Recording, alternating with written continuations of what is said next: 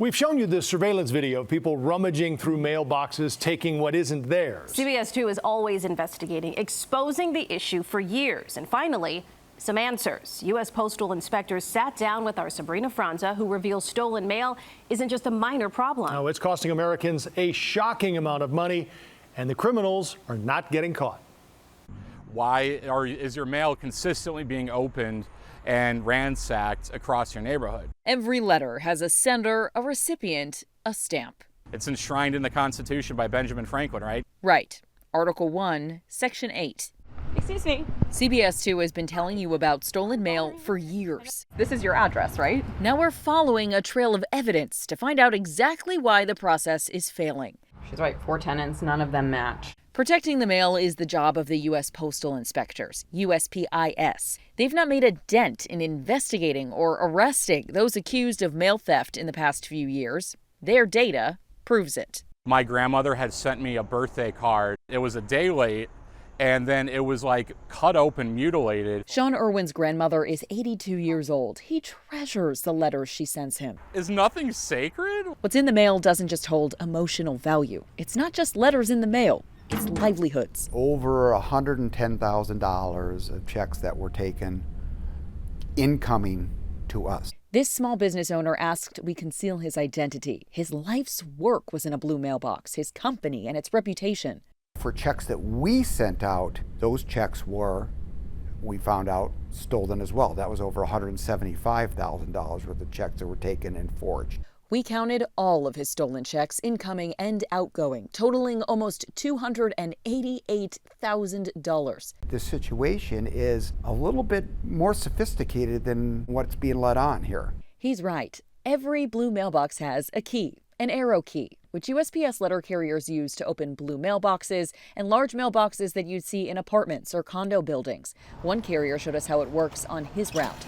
The same key opens everything across a particular zone. Me personally, I don't put anything in the mailbox anymore. The Postal Inspectors opened an investigation into this small business owner's case in 2021. Since then, nothing. Where are these checks going? The Postal Inspectors sat down with us to talk about it all. I can't get into that. When we started asking about theft, especially when we mentioned Chicago-specific data we received through the Freedom of Information Act, the conversation became repetitive. The United States Postal Inspectors hadn't been keeping track of error key thefts until 2021. And since then, since we received this data, there hasn't been a single arrow key related arrest. Were you aware that there hadn't been a single arrest in any of these cases?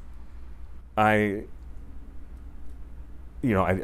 don't want to answer that question because I feel that the information you have may not be 100% correct. Those numbers come from the United States Postal Inspector. Again, I don't want to discuss that because I feel that information is incorrect. USPIS did make at least 3 arrests after we received our data from them. I just got the feeling that they were overworked. We asked about stolen mail, like the checks, birthday cards from grandma, USPIS showing 16,000 theft reports in Chicago between January 2020 and March of this year. They've investigated 77. 77 out of 16,000 seems like a small amount. I can't comment on that. Out of those 16,000 cases, 36 arrests. USPIS claims that number is higher. We have the resources aligned with where they need to be to best investigate these cases. So if you're best investigating these cases, why are they all still open? I think those numbers are inaccurate, so I don't want to comment on that. They did tell us a little about a new plan to help this problem, a silver lining for blue mailboxes. We're in the process of hardening targets to make them less desirable by these criminals. Bringing 49,000 advanced electronic locks and 12,000 new high-security collection boxes to high-risk areas across the country. It's a dent in the total number of mailboxes USPS has, over 139,000 nationwide. The where and the when, still to be determined in Chicago. Is the goal to get rid of the keys? I can't really talk about that in detail. This plan for the future doesn't help those still suffering from open cases. I don't know why they can't, backtrack to find that guy. If you look closely, you'll notice something strange about this business registration. They used my company's name and inserted a letter, a number 2. One of the reasons why this business owner says he's so frustrated is because somebody went to the Secretary of State's office and filed for a business with a name very similar to his business, with a fake name and seemingly a fake address.